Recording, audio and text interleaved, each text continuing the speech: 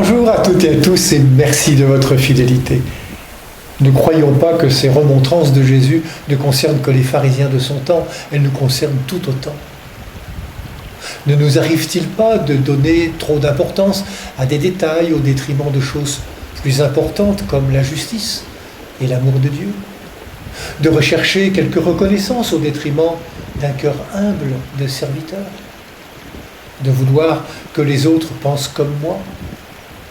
Oui, il y a 1001 manières de vouloir le premier rang. Quand Jésus dit « Vous chargez les gens de fardeaux impossibles à porter et vous-même, vous ne touchez même pas ces fardeaux d'un seul doigt », Jésus montre qu'il a le souci des plus faibles, de celles et ceux qui n'ont pas accès à toutes les connaissances. Une société, une religion, une église ne peut se construire en marginalisant. Si Jésus est si virulent, c'est que l'orgueil dont il est le témoin est tout l'opposé du projet de son Père. La loi, selon Jésus, s'incarne et prend corps au cœur de l'humanité. Elle se traduit par des actes qui libèrent, ouvrent, font grandir, redonnent confiance, pardonnent. Et tout cela dans la rencontre.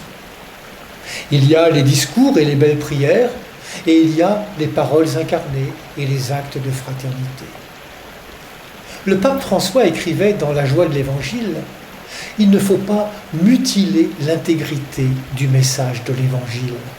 Quand par exemple on parle plus de la loi que de la grâce, plus de l'Église que de Jésus, plus du pape que de la parole de Dieu. » Et je termine par cette belle parole d'une moniale des fraternités de Jérusalem. Le Dieu dont Jésus parle ne veut pas être servi, mais être aimé, rencontré gratuitement, loué joyeusement. Bonne journée à toutes et à tous, prenez bien soin de vous et des autres.